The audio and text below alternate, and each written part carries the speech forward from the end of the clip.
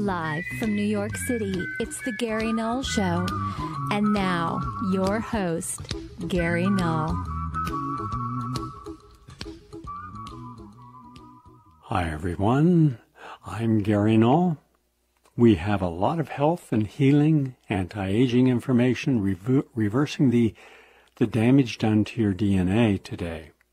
Also, I'm going to be reading an open letter to President Trump from Jerusalem's 13 heads of the churches. And I'm going to try to get to a report on the environment, especially nearly all the U.S. drinking water is contaminated with cancer-causing chemicals.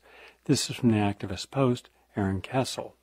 A commentary by Professor Henry Giroux on the disposability of people in the age of disasters, from the Dreamers in Puerto Rico to violence in Las Vegas. And also, how is it that a nation is too broke for universal health care, but it agrees to spend $406 billion on more F-35 fighters that are already a disaster? We've already committed over $1 trillion to. And that was by Democrats and Republicans. And then I'm going to talk about the real unemployment rate and give you some figures about the debt apocalypse beckoning us with all the consumer bankruptcies, and nothing's been done about it. So it's not just how many people are unemployed or how many people are working, it's how much debt the people who are unemployed have and how much the debt of people working have. And also, I'm going to look at we're going to share some audio clips today. And one is from Chris Hedges on the culture of consumption leading to America's destruction. Then, for those who believe that Hillary Clinton would have been the right president, and there were around 66 million Americans who believed that for different reasons, Abby Martin will give you an idea of what you would have gotten had she become president. Now, you could legitimately say, well, look what we did get, and you would be right.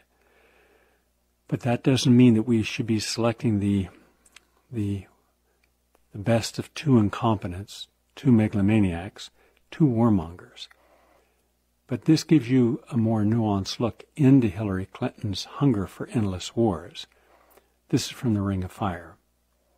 So we have a lot to share, and then I'll also try to keep time today for talkback on some of these issues. But we always begin with the latest on health and healing, and this is from the University of Cincinnati, and it talks about yoga. Now, I mentioned last week that mindful yoga was very important. This shows how it can reduce risky behaviors in troubled youth. And for some young people dealing with life stressors, like exposure to violence and family disruption, it often means turning to negative and risky behavior. Yet little is known about what can be done to intervene to stop the cycle. And part of that is because, and this is just not now, as a drug counselor at Trafalgar Hospital and the Institute of Applied Biology, where drug addicts were given a choice: go on methadone, get counseling, or go to Rikers Island. They chose more often than not the counseling. That didn't mean that they really wanted to change. Most did not. If you would sit in a room with a lot of these chronic offenders, and very few were African American or people of color. These were primarily, when I was doing it for years, these were primarily affluent families, Caucasian children. They were spoiled. They had been given everything. Many of their parents were professionals, lawyers, judges, engineers, professors. And still they would act out. So just coming to a class, coming to a place to get help doesn't mean that you're actually wanting to be there. It's mandated. So there's a lot of rebellion that's always existed in every generation. The young millennials are not unique at this. But one long-term study at the University of Cincinnati looks at the link between stressful life events and an increase in substance abuse and risky sexual behaviors and delinquency in a diverse population, mainly of 18 to 24-year-old youth. And the research also sheds light on distinct coping strategies that can lead to a more positive outcome. I think one of the most positive outcomes could be if our troubled youth, instead of sending them to jail or giving them some corporal punishment, which I disagree with, put them on an Amish farm. Now, I do not subscribe to many of the Amish beliefs, certainly not when it comes to lacking educational opportunities for women to the age of 8th grade, and they're principally there to do the housework and chores and have children. Nor do I believe in and accept many of their other cultural beliefs.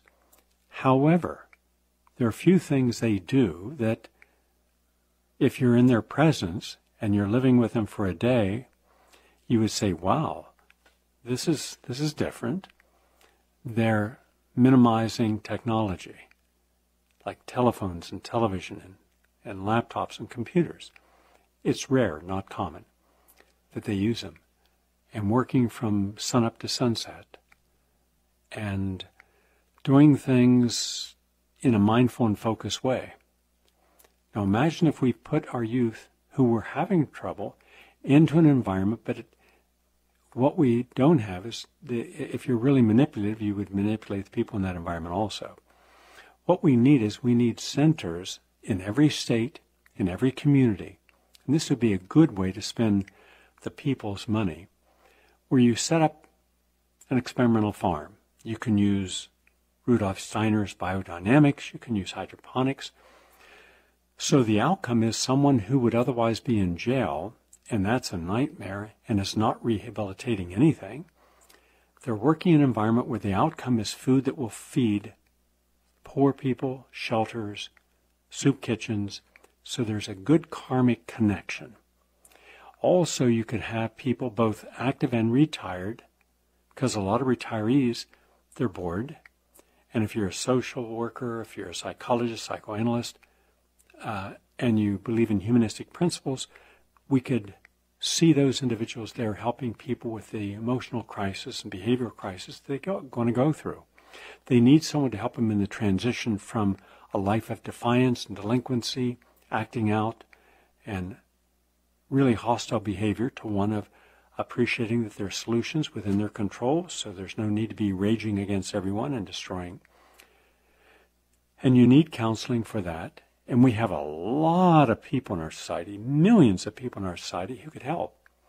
And guess which group of people are never asked for their help? They're asked for donations, never their help. The retired, successful CEOs and founders of corporations.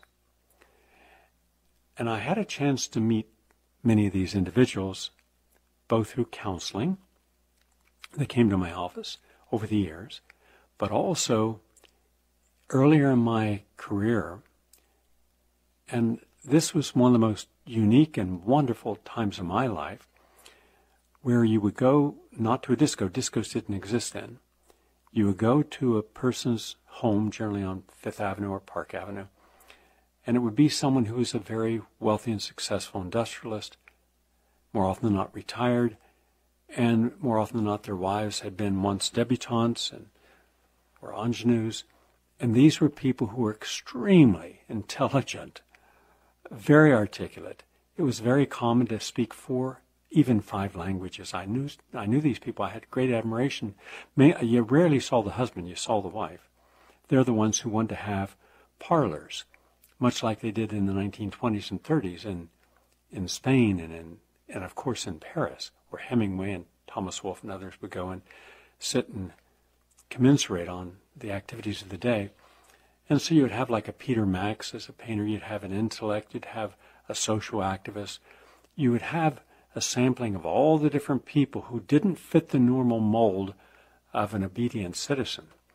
So it made for some extraordinarily exciting conversations, and hearing people who were world travelers, who would go to places that you had only heard through Lowell Thomas at that point. He was an example of a person that would travel the world to remote places and then film it and put it on the newsreels, and you'd see it.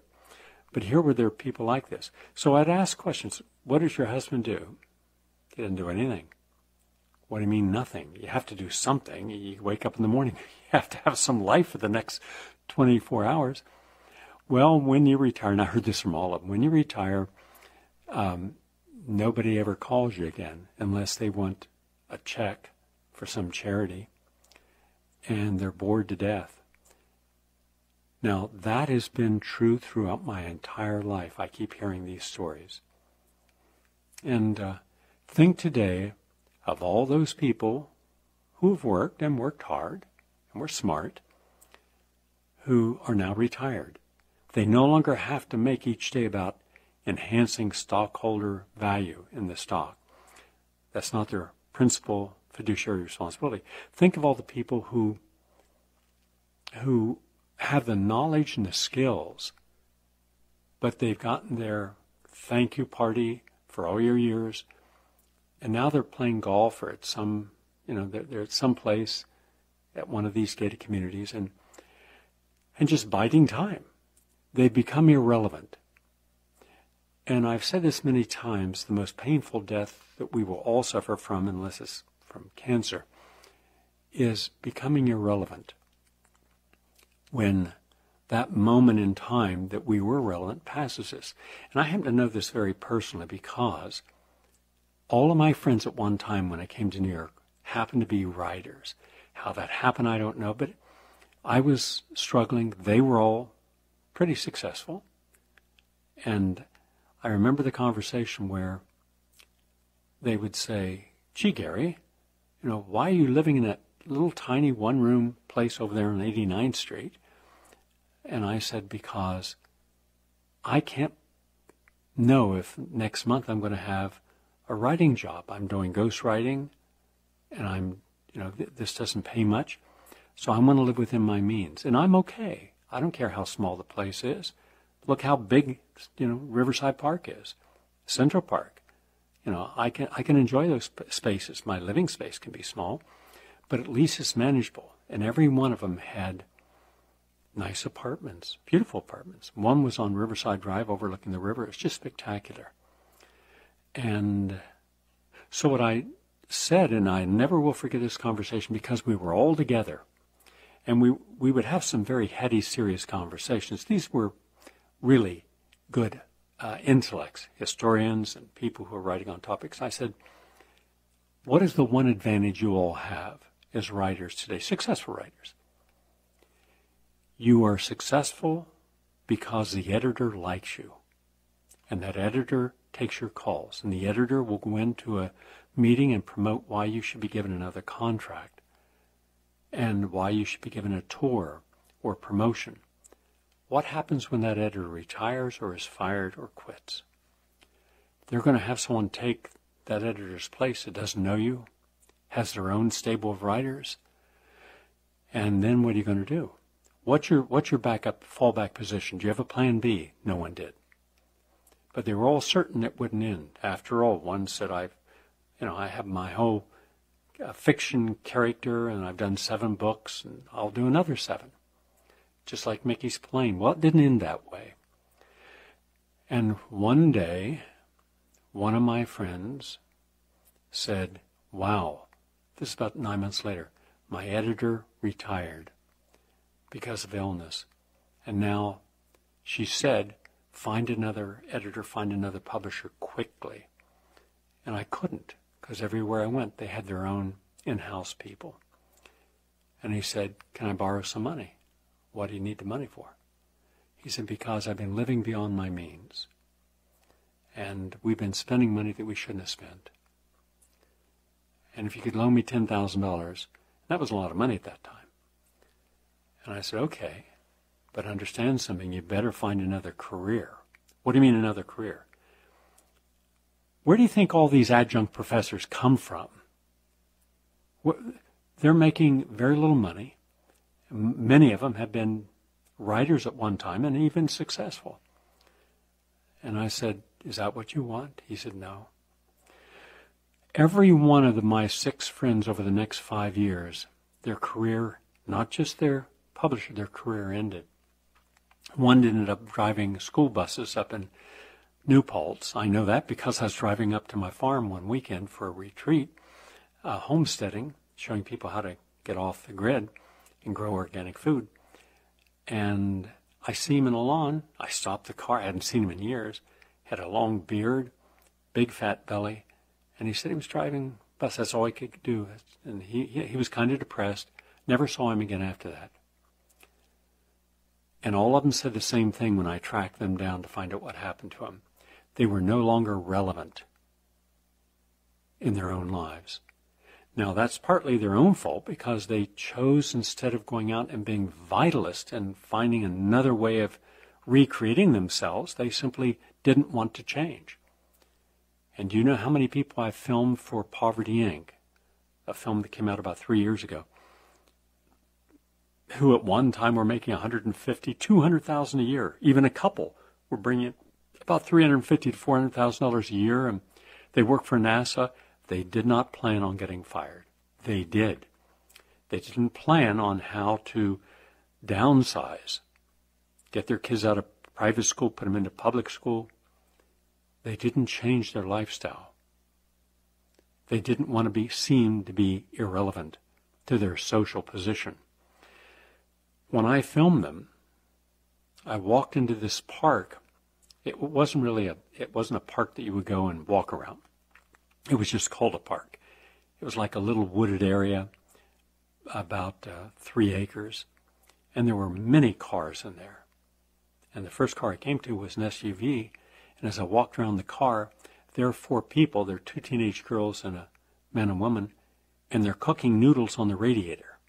That's how far you become down that rabbit hole when you don't change and always have a backup plan. Always in life, for everything, have a plan B, because everything changes. Everything we value changes.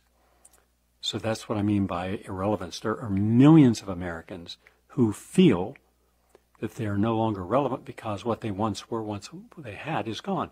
But now imagine yourself running a corporation, working 18 hours a day, sacrificing virtually everything. Yeah, you're paid well for it. You get a lot of perks and a special table at a restaurant for whatever that actually means, which is nothing, but you're being recognized. Now, put it in perspective. We have at least 3 million of those people.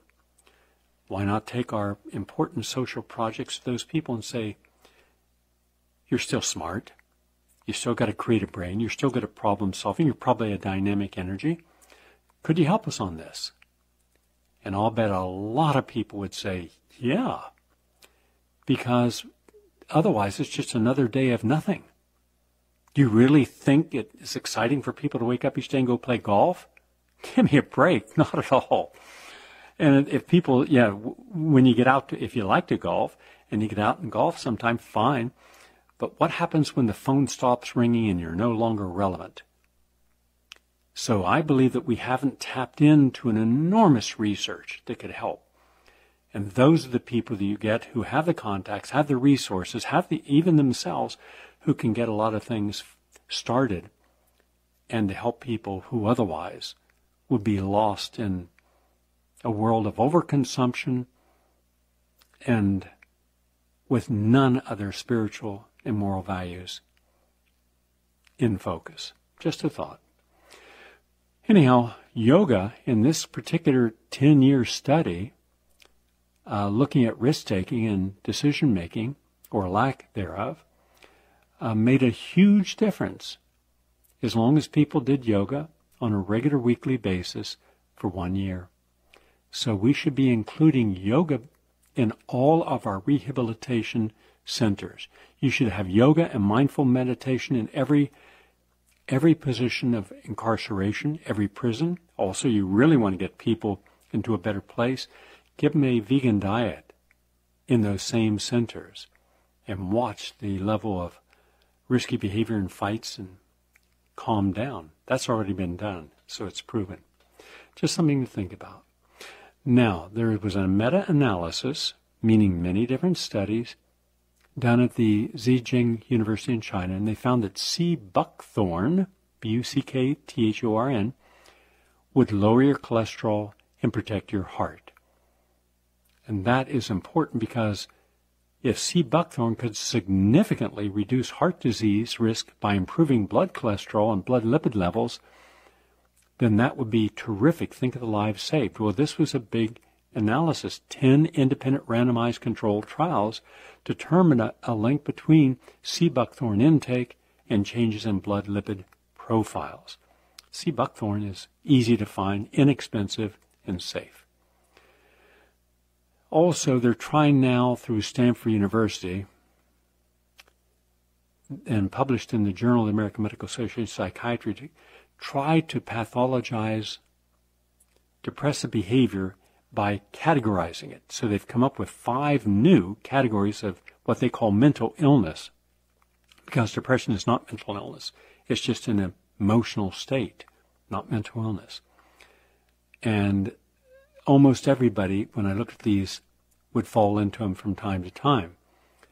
And they're saying that it impacts brain activation, such as tension, anxiety arousal, general anxiety, the inability to feel pleasure, and melancholy. Well, how many people have something that's not happening in their life, like happy life, and they feel melancholy? They begin to withdraw into a state of, let's say, feelings of low self-value, low self-worth. You're not making enough money, you might be unemployed, nobody seems to care, you're struggling to survive. Were you supposed to feel good about that? No, you're going to feel anxiety, you're going to feel tension, you can't pay the bills. You know, in some states there's reverting back to debtors' prisons. That's not an mental illness, that's not a brain chemical imbalance. Yet they've gone ahead at Stanford, typical, and they've now made this into mental illnesses. Of course, then you'll be treated with drugs which are absolutely worthless. If anything, every single drug for mental illness is a disaster. It's all fraud. I have a new documentary, which won't be out for a while, but I'm working on it, have been for about 5 years, called Manufacturing Madness. And in there, you'll see the truth. So don't be caught up into believing because you're feeling a little anxiety or you're feeling a little low that somehow you need an antidepressant or anti-anxiety medication. And finally, PQQ and coenzyme Q10 are now shown to reverse mitochondrial dysfunction plus chronic disease symptoms. This is from Monash University in Australia. And we all know that chronic degenerative diseases like heart disease and type 2 diabetes and Alzheimer's and stroke are the leading cause of death and disability throughout the world. For example, in the United States, almost half of all adults suffer from one form or another of chronic disease. 50%. We're talking about 165 million Americans on a day-to-day basis suffer that way.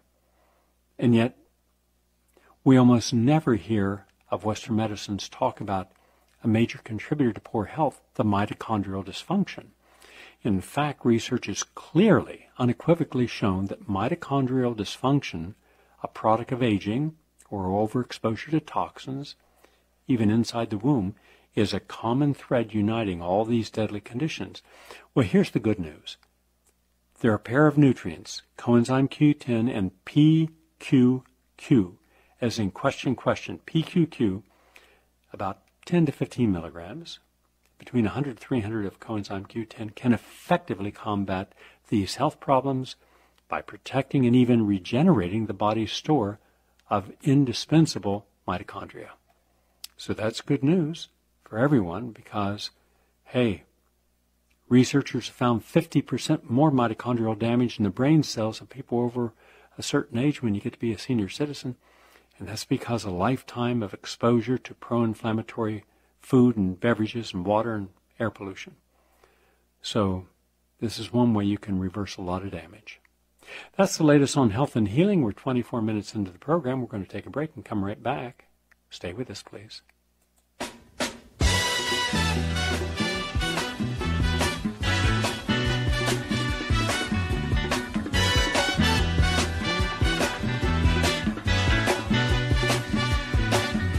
Hush not, child. and don't cry. Your folks might understand you by and by. Just move on up toward your destination. This is an open letter to President Trump from Jerusalem's 13 heads of churches. And this is by the patriarchs and head of local churches in Jerusalem. And it says the following: Dear President, we are fully aware and appreciative of how you are dedicating special attention to the status of Jerusalem in these days. We are following with attentiveness, and we see that it is our duty to address this letter to Your Excellency. On July 17, 2000, we addressed a similar letter to the leaders who met in Camp David to decide the status of Jerusalem. They kindly took our letter into consideration, and today, Mr. President, we are confident that you too will take our viewpoint into consideration on the very important status of Jerusalem. Our land is called to be a land of peace. Jerusalem, the city of God, is a city of peace for us and for the world. Unfortunately, though, our holy land, with Jerusalem, the holy city, is today a land of conflict. Those who love Jerusalem have every will to work and make it a land and a city of peace, life, and dignity for all of its inhabitants. Mr. President, we have been following with concern the reports about the possibility of changing how the United States understands and deals with the status of Jerusalem. We are certain that with such steps will yield increased hatred, conflict, and violence and suffering in Jerusalem and the Holy Land, moving us farther from the good goal of unity and deeper towards destructive division.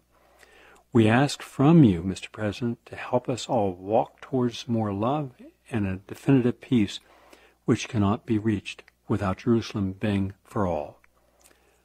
Our solemn advice and plea is for the United States to continue recognizing the present international status of Jerusalem. Any sudden changes would cause irreparable harm. We are confident that with strong support from our friends, Israelis and Palestinians can work towards negotiating a sustainable and just peace, benefiting all who long for the holy city of Jerusalem to fulfill its destiny. The holy city can be shared and fully enjoyed once a political process helps liberate the hearts of all the people that live within it from the conditions of conflict and destructiveness that they are experiencing. And that's it. And this has the top theologians from all the major religions who are in Jerusalem there. They don't want to see the U.S. Embassy move to Jerusalem, and nor does anyone else in the world except this particular president. I do not know if he will heed their advice. He is a person of impulse. He reacts. He does not reason. In my personal opinion, I believe that a lot of people have been hypercritical of him without understanding that if you're really honest, you would have to say he has the intellectual capacity and the emotional discipline of a 13-year-old, not even older than that, and his family are close behind. He is functionally illiterate, and that does not excuse his twittering and his foolish, his lack of discipline or understanding diplomacy and history. But at least you have to understand something about the person. And there's not a whole lot of depth there. There is no depth there. He might want to say that it is a huge depth of intellect and understanding of the world and its peoples.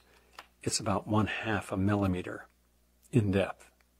Everything else is just boasting.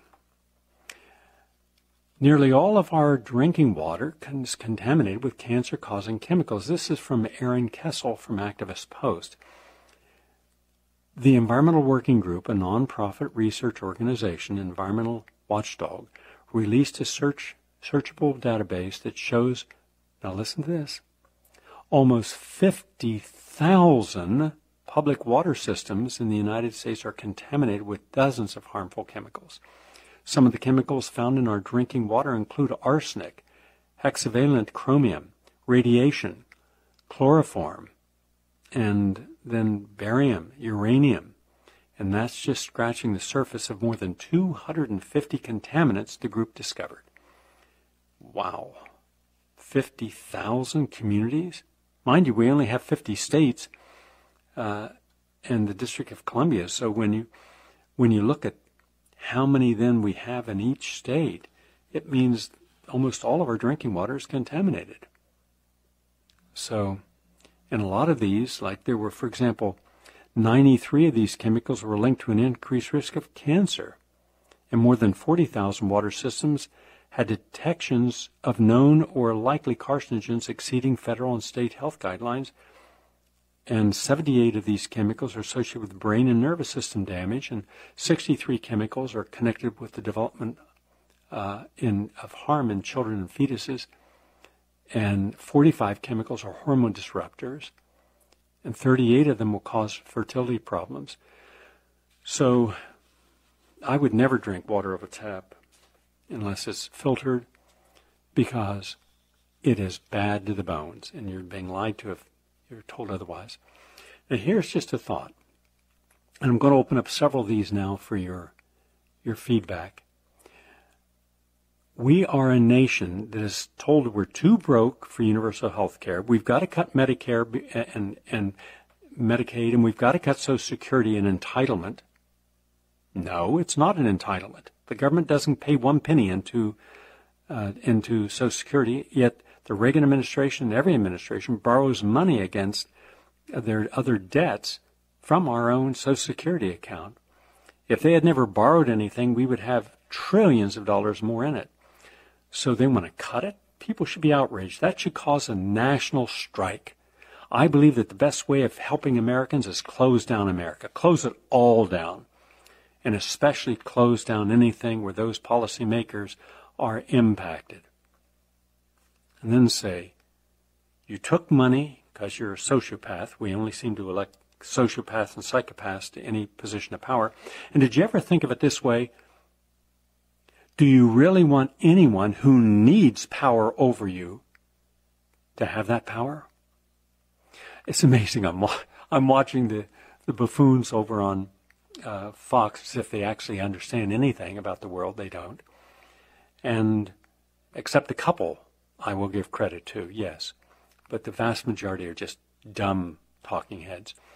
But in any case, and the fact that they're lawyers, then they should be super dumb, because they don't connect the reality of what they're saying with the world we live in. Like they're all pro-war, they're all pro-intervention, they're all pro, never spend enough money on our police, never spend enough money on our military. Every military personnel is a hero. Really?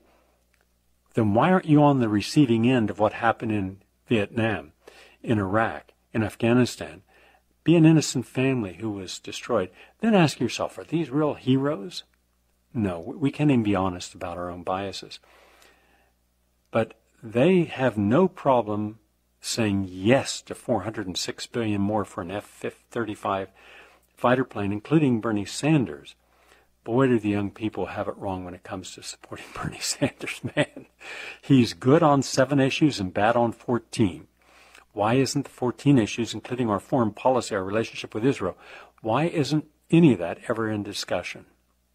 In any case, now ask him, so you don't want universal health care because you want to keep the profit in medicine, so someone has to pay $85,000 for a 6-month treatment, or even a 3-month treatment for hepatitis C drug that actually works. The drug works. Well, who's got $85,000 hanging in their pocket? So why don't you give that drug for its actual generic cost and take the profit out of medicine? They won't do it. Why don't you stop funding the military-industrial complex? They won't do it. They keep this myth that somehow our military-industrial complex is so bad that if we were attacked by any other country, that we would only have people with slingshots going out and shooting marbles at jets. I mean, the level of dumbing down is itself mind-numbing. So we're too broke for universal health care, but we'll spend $406 billion more on F-35, just one plane, I might mention, one category plane. So what are your thoughts about that? And that's equal between Democrats and Republicans. They've all supported that. Then we have Japan. Now you have to understand, you have to distinguish between the average citizen of Japan, especially the women who really have it rough because there's so much rampant misogyny in the Japanese culture. And their entire political construct is corrupt to the core. Their banking system doesn't show you the level of their debt. They're an illusional society. But when it comes to exposing their own citizens to Fukushima radiation in 2 years from now, the 2020 Olympics, this is from Dar Jamal. He says former nuclear industry senior vice president Arnie Gunderson, who managed and coordinated projects at 70 U.S. atomic power plants, is appalled at how the Japanese government is handling the Fukushima nuclear crisis. Quote, this is Marnie. The inhumanity of the Japanese government towards the Fukushima disaster refugees is appalling. And he explains that both the Japanese government and the atomic power industry are trying to force almost all the people who evacuated, that would be 160,000, to go back to their homes because they want these people back at home when the Olympics occur. Why? Because they actually want to put on baseball and softball Olympic competition in Fukushima. It's amazing that they actually want to do this. So they want to try to normalize the situation. That to me is just foolish in the extreme. So, quote, big banks and the big large electric utilities and energy companies are putting profit before public health. Luckily, my 2 young grandsons live in the United States. If their parents lived inside the Fukushima prefecture, by the way, that's a prefecture is similar to a state in the United States, I would tell them to leave and never go back. Reports of radiation from Fukushima Daiichi nuclear disaster, which began when a tsunami generated by Japan's deadly earthquake in 2011 struck the nuclear plant, have been ongoing. And then they show figures of how many new cases of thyroid cancer and thyroid cancer is directly related to radiation exposure, and how the Japanese government continues to deny any correlation between these cases and the Fukushima disaster and thyroid cancer. And so they want 160,000 residents to go back to a 300 square mile area that was uninhabitable, but now somehow they're wiping the scoreboard where it says it'll be contaminated for another 24,000 years and say it's been 6 years, I guess it's okay to go back.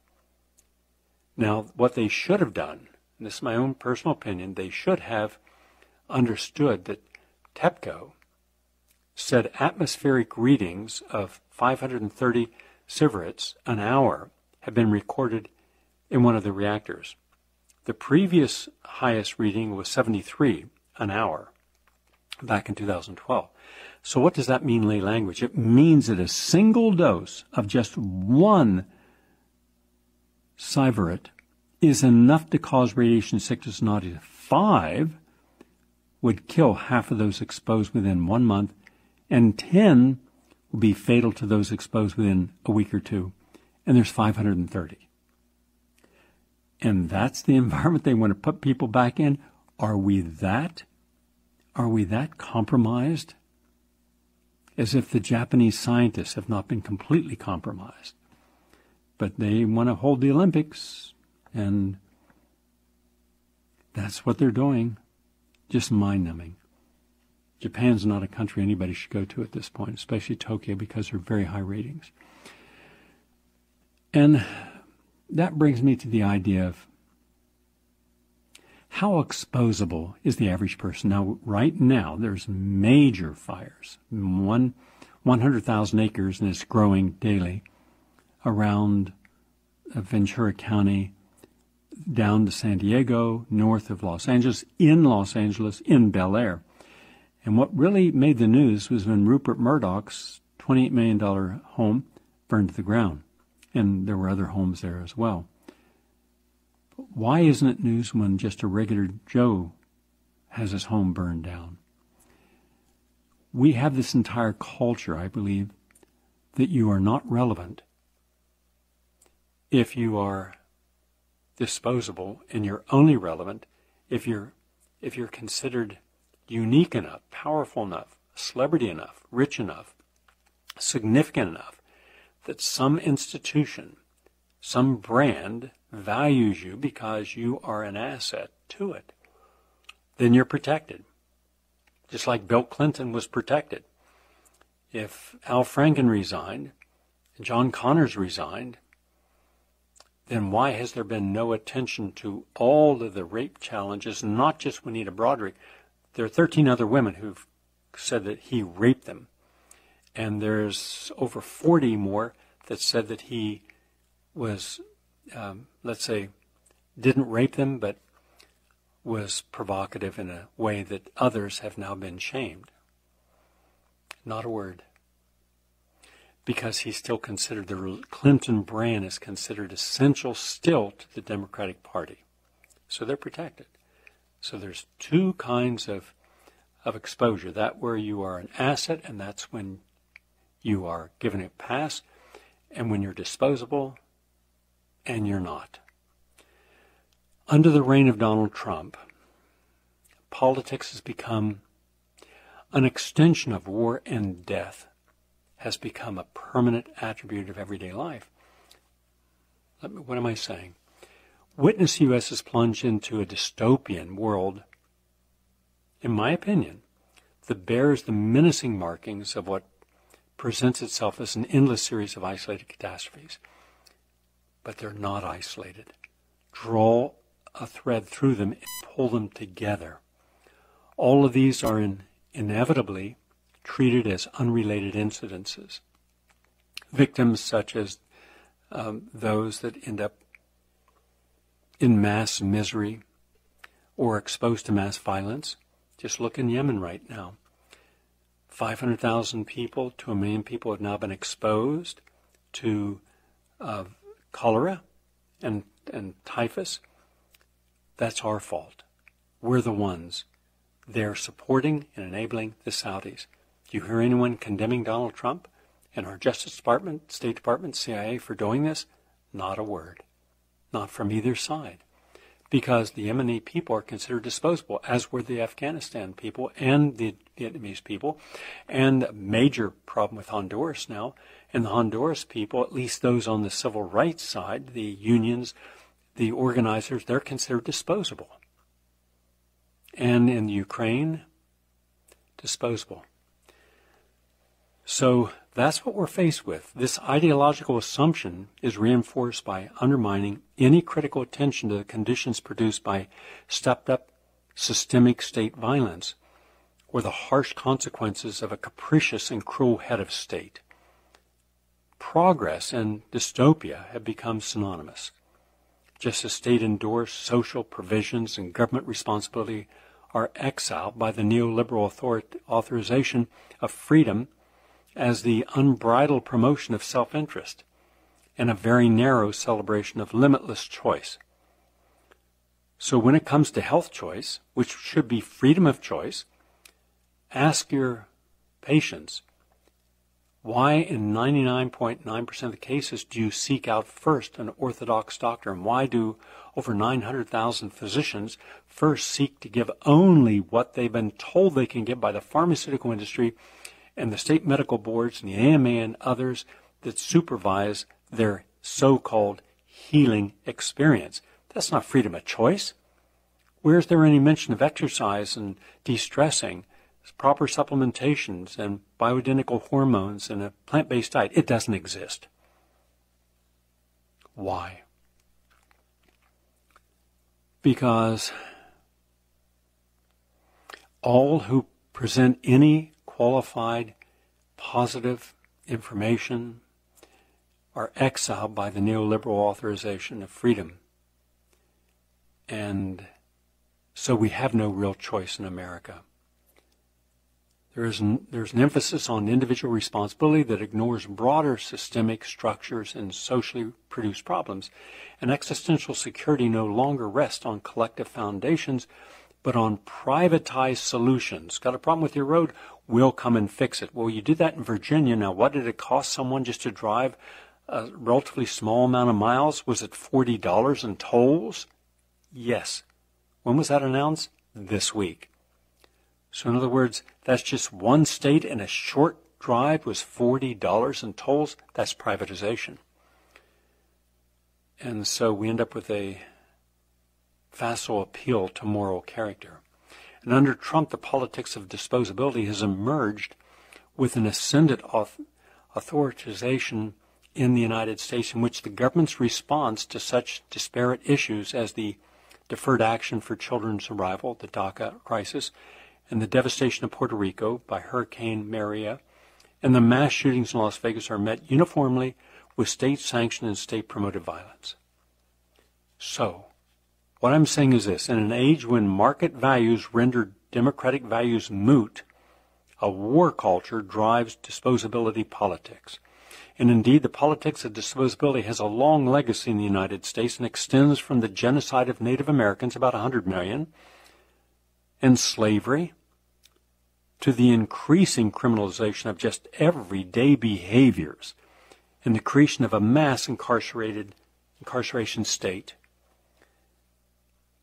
In the 1970s, many people in this audience are old enough to have remembered what was going on. The politics of disposability, guided by the growing financialization of a neoliberal economy, manifested itself primarily in the form of legislation that undermined the welfare state and social provisions and public goods. But at the same time, they expanded the carceral state.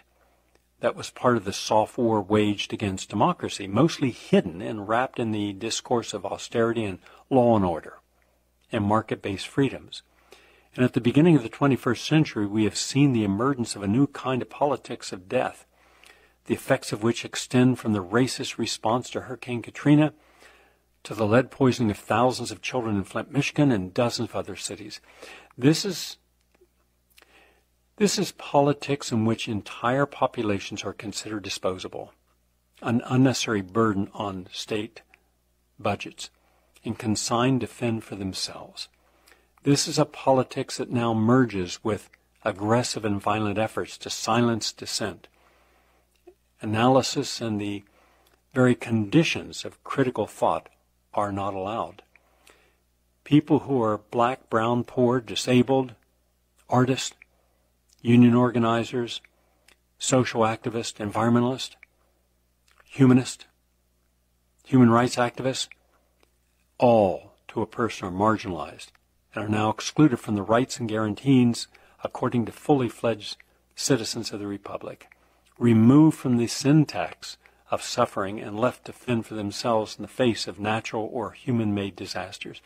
And their efforts to mobilize have been met with murderous police crackdowns and deportations. And with the election of Trump, the politics of disposability and the war against democracy have taken on a much harder and crueler edge, with the president urging the police to take the gloves off. Excuse me, when were the gloves on? And the Attorney General calling for a regressive law and order campaign steeped in racism and stupidity. So under the 21st century neoliberal capitalism, and especially under Trump regime, but it would have been equal under Clinton. The difference is she would have cackled and smiled, and her silly Wicca husband would have been waving to see if there was anyone in the audience stupid enough to wave back. It would have been all nice and rosy. And no one at the New York Times or CNN would have challenged the preposterous notion that somehow their dystopian views of the world would make anything better.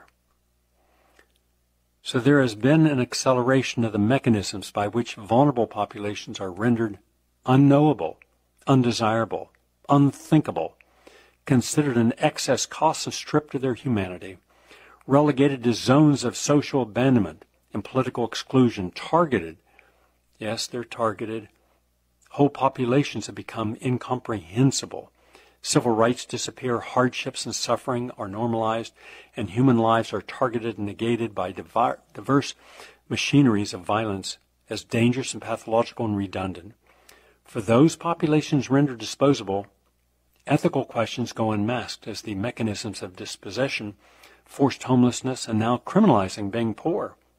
In fact, and I was there in Florida where a church truck could only give away free food in a stand down, which is once a year, to homeless vets.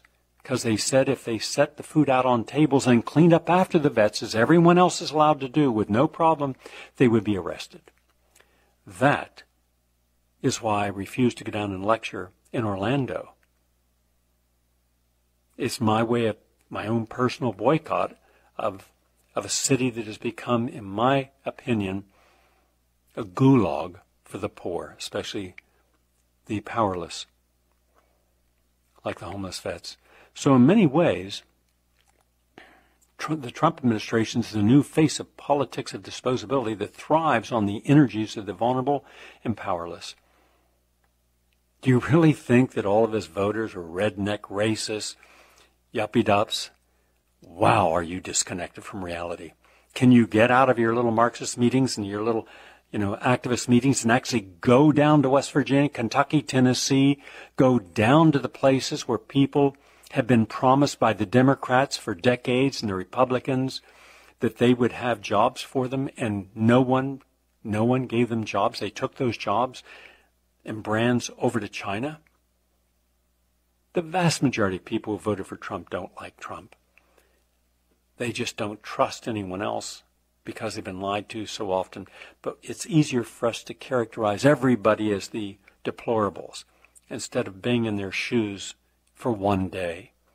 Before you condemn a group, spend some time with that group. Then you're using your own insights, and not just one family or one person, but spend some quality time and see if that changes your perception and hence your perspective, if you're willing to do that. If you're not, then you're just another hypocritical mouthpiece blathering on about nothing you've actually experienced. So there we have it. And by the way, I'm going to talk more in depth about this on an upcoming program, but this was in the paper. Principal gives teen who cut class an easy pass. Quote from Susan Edelman. Grade fixing is alive and well in city schools as administrators come up with tricky new ways to inflate their graduation rates, and few of the hundreds of cheating complaints ever get investigated. The latest scandal erupted at the Secondary School of Journalism in Brooklyn when a student who had cut a required English class dozens of times and got a 45, the lowest possible failing grade, for the class, walked on the stage in a white cap and gown to get his diploma, even after a whistleblowing teacher cried foul. The principal did not simply change the student's grade in the class. He had failed, a method used by other city administrators, instead added an English course to the teen's transcript and let him sit at a computer for a few days to take an online program. A whistleblower claimed the classmate sat next to the teen and helped him take the test to get a passing grade of 65. Told about the apparent cheating, the principal did nothing. That's our entire educational system. It's rotten from top to bottom at every level. And I say that as a 33-year teacher. They don't question the curriculum. They don't question the absurd amount of money and resources and power that go to these worthless administrators. They don't question how something is taught. They simply want teach to the test. But how does that inspire creative thinking and critical thinking? It does not. And that's why we have a nation of functional illiterates. But that's for another discussion. We're coming up to the end of the program. Sorry I didn't get to your the ones I wanted to get to. I'll get to those on our next program. The Culture of Consumption, America's Destruction with Chris Hedges, Abby Martin on Hillary's Hunger for Endless Wars. And I'm going to do a special on McDonald's. and also the detriments of today's life systems. So that's what's coming in our next program. Thank you for listening. Have a nice day.